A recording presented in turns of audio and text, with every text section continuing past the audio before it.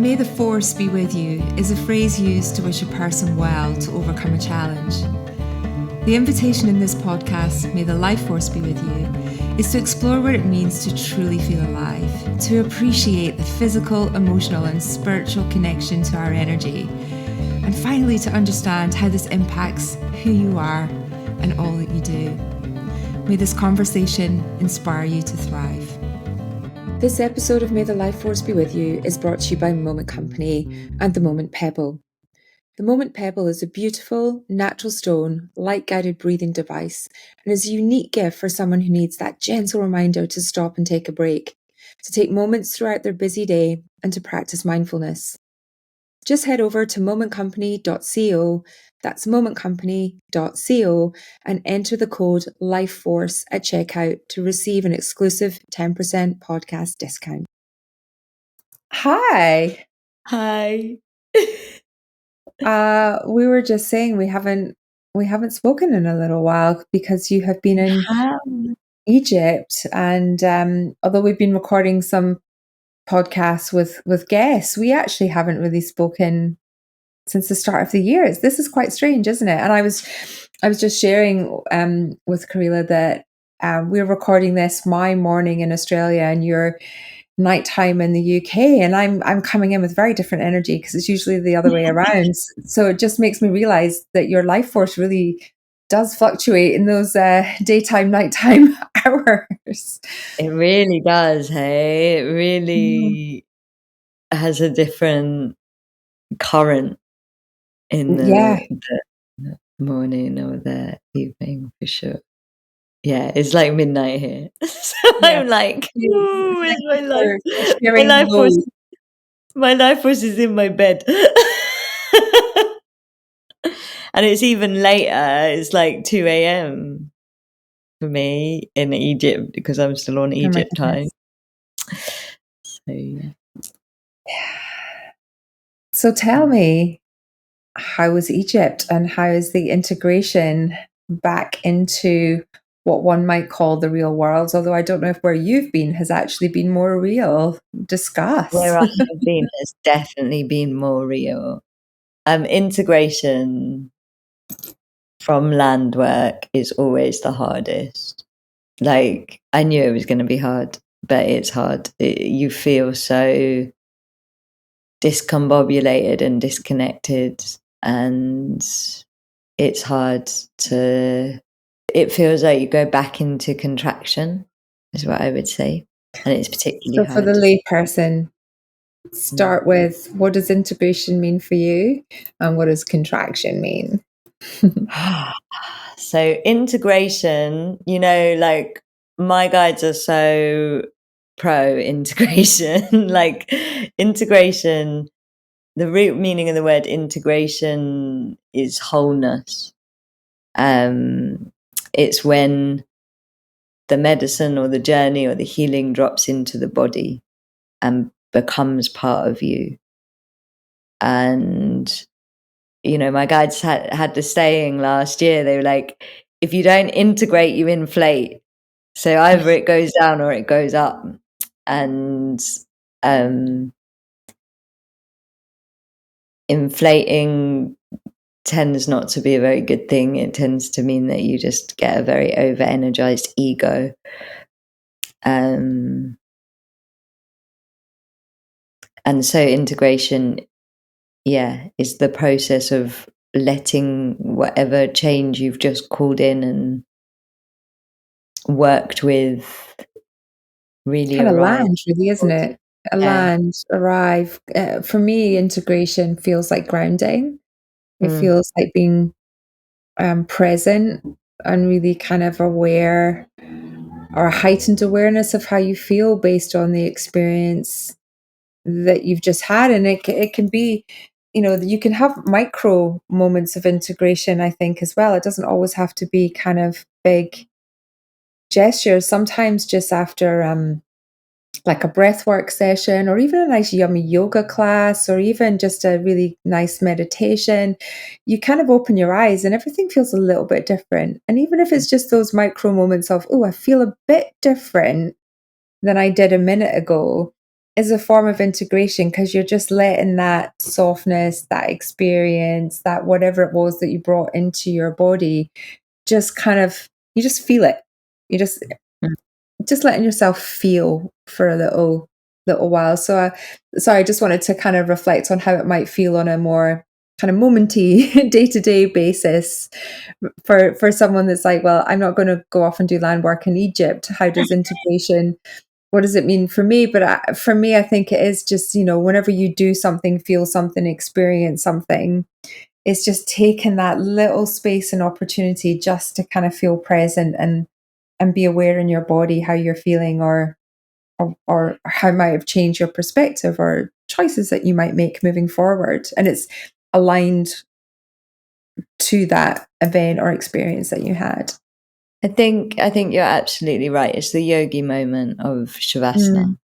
Yes. Yeah, how the yogis That's always say that when we do yoga. Shavasana is the most important part of any yoga class, because it allows the class to arrive in the body. That's what integration is. And,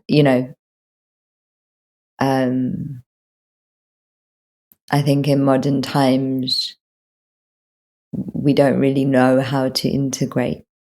We're kind We're of too taught busy to moving on to the next thing. Yeah. And so, because we don't really know how to just be with a change or to just be with a shift, it can be quite hard, especially when you then have done massive amount of change and shift. That's why integration is hard after land work, because the level of change in you is so disorientating when you're integrating. And I know what the answer will be because you are Kahreela, but are you would you like to share a little bit with us all about what kind of change or shift you feel that you've had, and what you think might unfold for you? What does change from a life force, energy, and a awareness perspective feel like for you after what you've done in Egypt and the time you've spent in Egypt?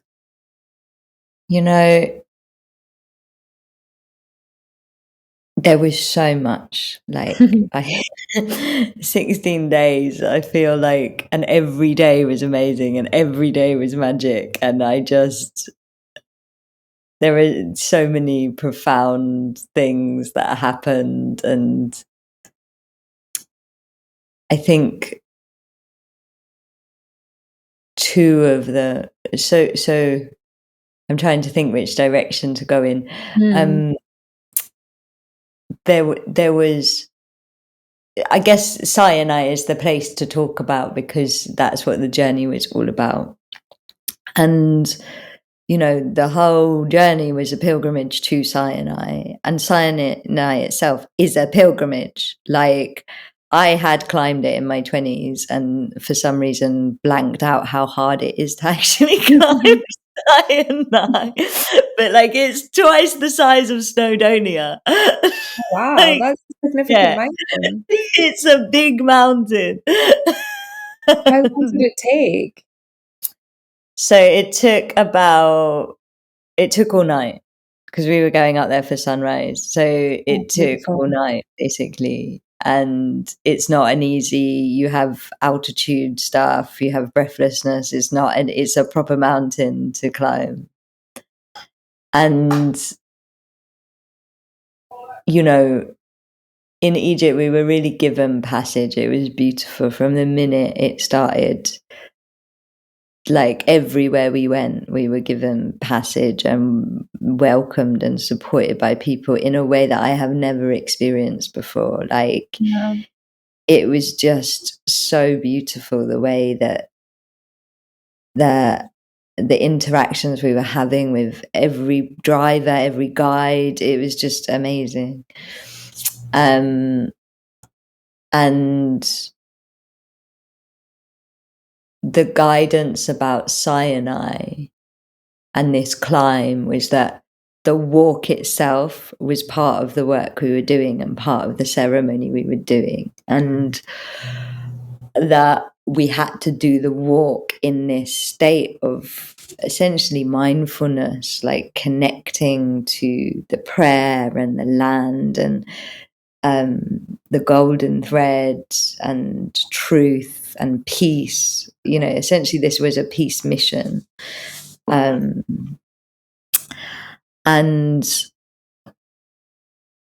so we're given this like very specific guidance of participation and presence and connecting in. On Sinai, what was amazing is like, or my experience was that when I was following the guidance and being really present and really mindful, the reality was so beautiful. Like, even though I was climbing up this mountain in the middle of the night, like I was in this state of like complete rapture because firstly, the Sinai Desert is in the amber zone. So we were actually alone on the mountain other than camels and Bedouins and our group, which last time I climbed it, there was like hundreds of people doing this pilgrimage. And, we were climbing and doing this ceremony for the war that was on the other side of the desert. And so there was just this incredible experience of being alone with a sacred mountain under the stars in like rapture with the like essence and the meaning and the magic of this mountain. And then what would happen is you would lose your focus or lose your mindfulness, you lose your presence, and we'd go into the like extreme distortion of the opposite of like the struggle and the challenge, and everybody in their own way faced, this journey was all about clearing distortion from truth. So everybody had their own personal pilgrimage with their distortion of what truth is and what God is, essentially. And like that happened all the way up the mountain. And this mountain is like, you get to like what is the top, and then it's not the top because there's 750 steps, which my group are convinced is a lie, and it's more. Like, but we made it, and we made it up in time for sunrise. And at this point, I think everybody was so broken and so moved and so humbled and so of service that like there were lots of tears of benediction, and then we did this ceremony, and we all just went into this state of bliss. So it was like then we had this experience of being completely undistorted and just in the truth of love and source and self and voice. And I think that was one of the biggest things for me, because so there were two things about it that came out of it.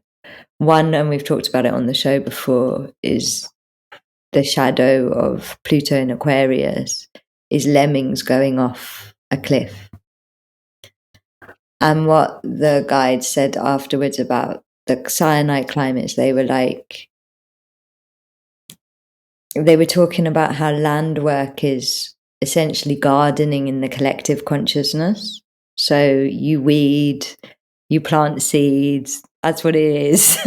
Gardening in consciousness and in your own consciousness. And what they said was that it was, if you have the potential of lemmings going off a cliff, you have to have the opposite of that, which is people climbing metaphorical or physical mountains in complete service to others. It's like the opposite of lemmings going off a cliff. And so that really spoke to me. And then the other thing that really spoke to me was just this absolute demonstration of every time I had disconnected from my own inner peace, how distorted the world around me became. Like suddenly the camels were upset and people were being rude. And then whenever I was connected to the golden thread, it was the opposite. It was like pure beauty would be happening. Mm-hmm. And it was just how much creative, it was like beyond perception and into how much, it was beyond perception into affection in terms of how we create our reality from inner frequency. Mm. It was so highly demonstrated to me that I don't think that I can ever sit in story in the same way. Yeah, Without it's this. just exactly what I was going to ask you. Like, there's so many things, like, as always, I'm going to come back to a few things. But that distortion in awareness, and that choice of what you then do in that moment, right? That's what I heard, and that's what I've really been trying to practice myself. And it's, our Viktor Frankl quote that I use all the time about that space between stimulus and response is where you have the freedom to choose. And in that, in that choice is where we have growth. Totally bastardize what Viktor said, but that's right. It's close enough. But it's that when you are aware, when you are mindful, you can see opportunity, you can see beauty, you see things from that calm, that awareness perspective, as well as self aware in that environment as well. When you have those distortion moments and your mindset goes to that chaos, you no longer can see those things. They're still there. Everything is still there, but you are looking for those negative moments. You see the pain, you see the struggle, you see, and everything just has that distortion kind of energy going on. And but all of that is around us all the time. But the only thing that changes is how connected we are to ourselves in that moment. That's what I heard. That's what I take from it. And I try to live like that as much as I possibly can these days. It's hard. You don't always get it right. But you know what? Sometimes when you do, it's really good to reward yourself in those moments. And that's where that truly learning to be present is such a joyful gift, because you get to bathe in it. You get to bask in those moments even more so, because you're like, hang on a minute, this is a beautiful sunset. I am connected to these people that I'm with right now. I can see the beauty out there. I can be optimistic. I can, want the best. I have that collective positive energy running through me. But that doesn't happen unless we learn to be present. And I agree with you. It's the presence, because what I understood as I was walking up the mountain was that when I was present, I was receiving energy from the present. Mm-hmm. So like also when I was going into the distortion, it then wasn't getting any energy. You've cut it off. You've literally cut it off. Yeah, it was like in order to have energy, I needed to be present or be participating in the actual moment, not the moment before, the actual moment. And in that actual moment, the beauty, like so much energy was flooding me, and I was suddenly not tired and not we were all sweating because all the Egyptians were like cyanide freezing. So I'm going to come back to that in a second. Yeah. We were also sweating when it wasn't freezing because we had so many clothes on. But like, it just. Well, do you know what? It's interesting because I have an image that comes to mind when you say that, and maybe it's helpful. It's actually part of a meditation that I do. But it might be helpful for some people who are visual as well. But when I think about being present, think about, you're almost like a plug going into a battery charger. And the more you are grounded, the more you're firm and the more you're locked in, right? You are fully in that plug socket, then that's how you can get recharged. You disconnect from that plug socket and you've cut off your power supply. But the more you can lock into place, be really get that sense of being locked in, then that's how you can recharge. I love that you just said that, because you totally reminded me of a piece of guidance that came through earlier on the Nile. So when we were on, the whole journey was about preparing to get up Sinai, and the group had loads of physical stuff. There was loads physical things tend to happen when there's a big clearing that's needed. And so we were by the Nile in Aswan, and this guidance just came through that made me laugh so much, because they were like, the guys were like, none of you have plugged into the Nile. The Nile has been providing life to the desert for hundreds of years. You're all saying you're tired. Have any of you plugged into the Nile? They were like, you're so busy plugging your phones in. When you're so busy charging your phones and you don't arrive somewhere, the first thing you need to do is find the power source when you arrive somewhere and plug into it. Yeah. And like when they were saying that, my head was going, this has to be on May the Life Force be with you. So I'm so happy you gave that visualization. I created the window for that opportunity But to it's share. also it's exactly the same guidance, you know, Yeah. from the guide that is Fiona, of like plug in, and Yeah. yeah, I just loved it, because I was like, yeah, I mean, we get so tired when we travel, and it's like, where's your power source? Yeah. Well, that's why, like, a number of guests that we've spoken to, I mean, everybody brings it up. That connection to nature and your environment is super important. So, when I come to Australia, the first thing I do is get to the beach and get to the sea and get to the ocean, because, that's a recharge moment that makes you very present and aware. And I think that connection to where you are really is important. And that leads me to come back to a question I had that you just touched on as well, which even when we talked about the savasana after yoga, I get a sense that there's a need to have a physical experience to open the portal, if you like, to the spiritual. What's your thoughts on that? Because you could obviously have got a helicopter and dropped you off at the top of the Sinai Mountain to see the sunset, but there's something about that physical connection to what you're doing and experiencing, the journey.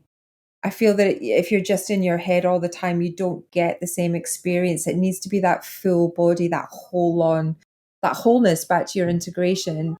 It needs to be that full experience in order to really kind of unlock that spiritual connection. I agree. I feel like, a lot of my group didn't know if they were going to make it up Sinai. Yeah.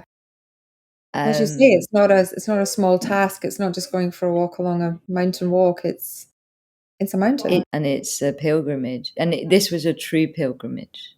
I think you can do things with less intention and it just be a mountain walk. But if you choose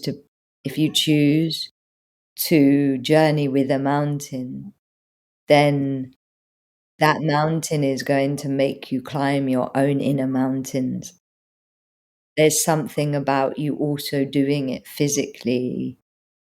Like, I know that achievement of not just climbing the mountain, but climbing the mountain in service Mm-hmm. to others, not for your own sense of gain or your own set, but in prayer for peace and in service to others, will be with every single person for the rest of their lives. Like, it's now Mm-hmm. something that is imprinted Connection.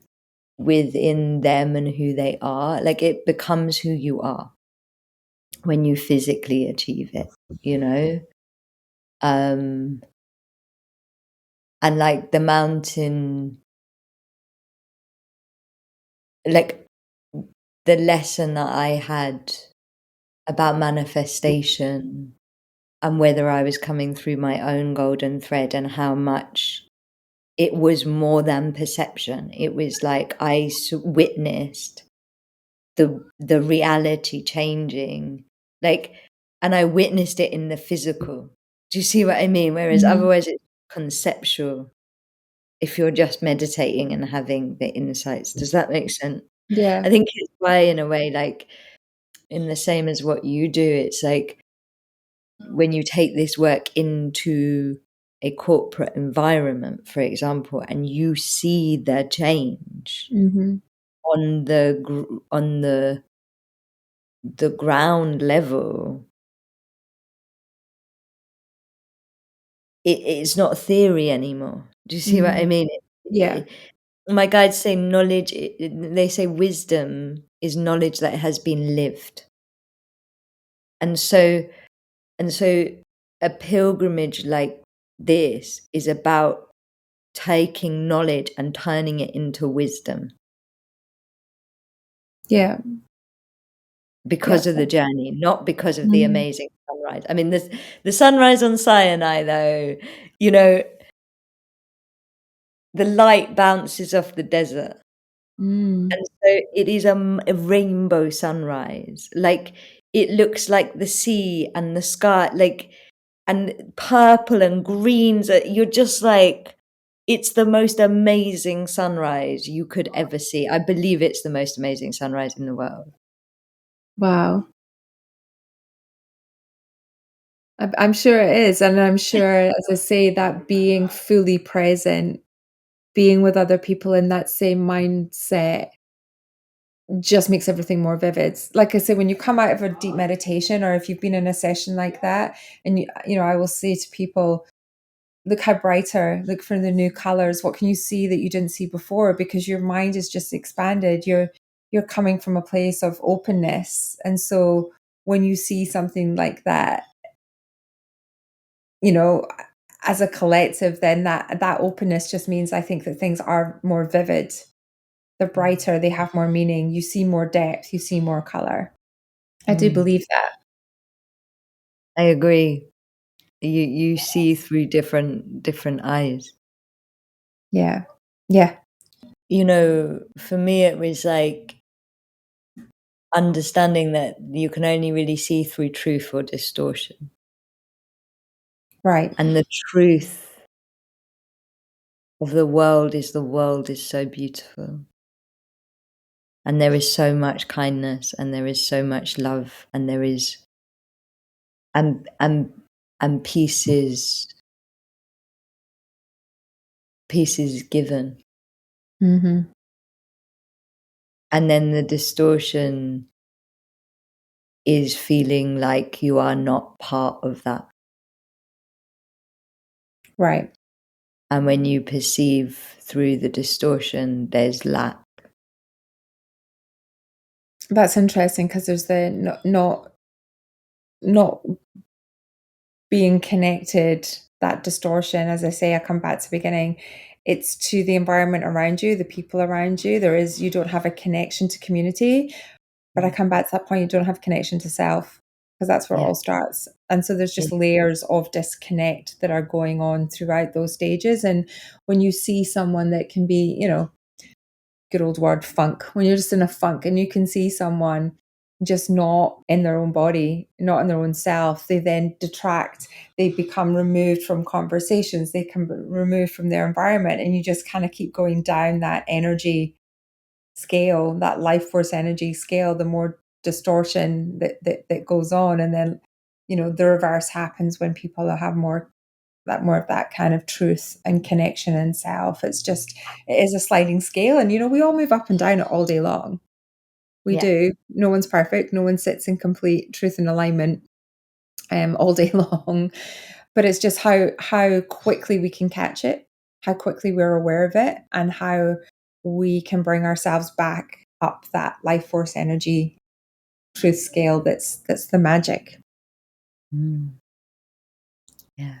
And I love that you've said that because I think you've put into words what I was trying to say at the beginning, which is that when you asked what's changed in me, it's the awareness that that scale is there. I don't think I was aware I don't think I was aware of how much my own scale was affecting my outer reality. And it was so pronounced and shown to me. You can't come back from it. It's Yeah. and so my integration is like, now I'm sitting with this wisdom that will never not be there. But my whole system, my whole reality is like, oh, okay, there's like an unraveling that then needs to happen of all of things that won't allow this new wisdom to be there, you know? Yeah. And I think that's where those bigger life-changing moments, those big spiritual upgrades, I like to call them, my little upgrades. When you have those bigger ones, it can take longer to really kind of fully appreciate and integrate everything you've learned. However, you are changed. There's something that always stays with you. Your level of awareness of self and others and environment and life force energy, actually, vibe, if you want to call it, like your spidey sense, like all of that is just changed. And whether that's just being able to pick up on your own shift, or whether, as you have, Kahreela, that kind of wider spidey sense that you pick up on others and collective, that's that's a practice and a skill over time. And that's why it is a practice, because it's the little and often and over time that really then starts to impact that change of how you integrate each of those moments that you have and experience. So here's to you working on us all working on our spidey senses. Yeah. And to us all reclaiming the scale. Yeah. I love that. Well, I know we're going to touch more, I'm sure, on your integration journey from Egypt, but thanks so much for sharing that with us today. And I think we can all take a little bit away about how to bring awareness into the moment, and just take in more of your beauty when we can. Other than the plugin, which I love, do you have any other, because presence is your thing, so anybody listening to this, that is like, how do I do that? How do I become present in the moment? Do you have any other technique? I think my other phrase I use is be where your feet are. So sometimes just checking down and wiggling your toes and just literally saying, I'm here, is a really simple way to kind of be present. Good old breath, taking a couple of rounds of breath and just being conscious of breathing in and out of your belly can help us reset our nervous system and just take that little bit of a pause and space that Viktor talks about, Viktor Frankl.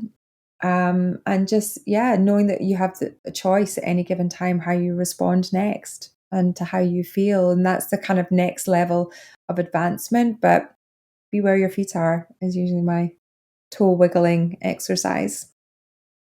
I love that. Be where your feet are. That's very, very wise words. Thank you. Great. Well, we will wrap up there and speak again soon. May the life force be with you, everyone. May the life force be with you. We hope this conversation has topped up your life force energy. If it has, then please help us spread the life force. Like, share, subscribe, all of that.